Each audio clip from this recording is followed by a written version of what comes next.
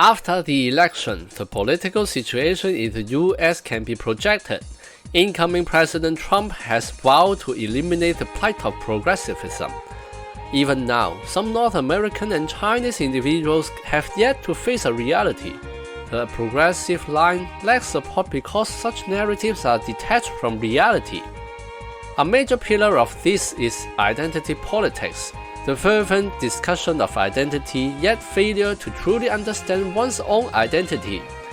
Progressivism is rooted in deconstructing the systems, histories, cultures, and identities established in a previous era, allowing individuals to remove societal labels and redefining themselves, while elaborate on social constructs and identity issues. This is ultimately ungrounded in theory, and cannot be dismissed as voters simply having low education and only caring about basic needs. Identity derives from the Latin identitas, which itself comes from idem, meaning same. The original meaning of identity is the quality of being identical. Identical means the same. This can be defined in a sentence as A is B.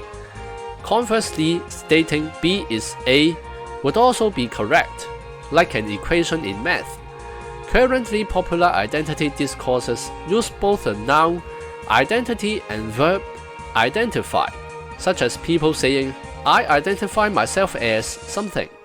The Oxford Dictionary defines identify as to recognize or decide that you belong to a particular category. That is, determining you fall into a certain group. Belonging to a category does not mean being identical to every member, but sharing similar qualities. So while identity originally had a strict standard of sameness, identify allows more looseness.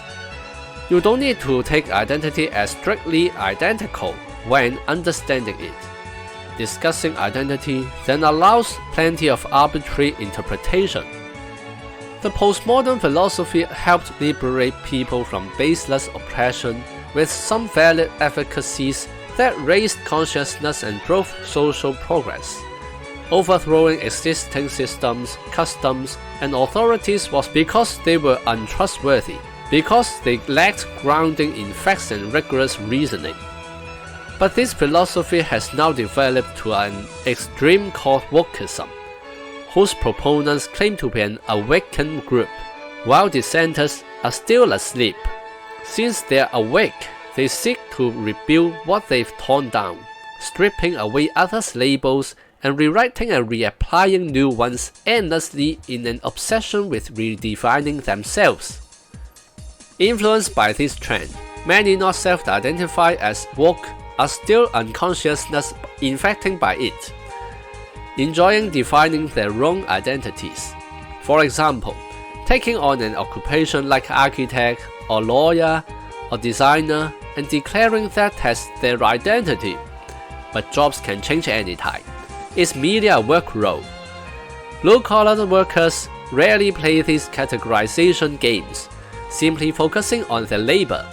A grocery clerk one morning may wait tables that afternoon, never calling herself a stocking specialist or restaurant logistic coordinator.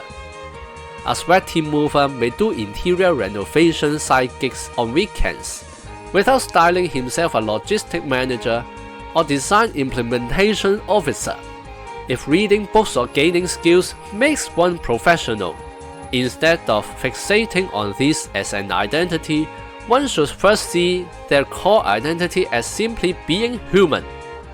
In the last 2 decades, psychology has become more mainstream, leading to an overabundance of counseling and sparking deep public interest in personality types.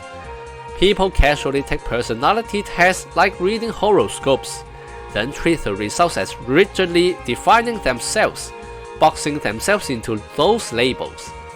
You often hear people say things like, I'm an introvert, so I can't talk to strangers, or I'm a low-energy person who reacts slowly and seems clumsy.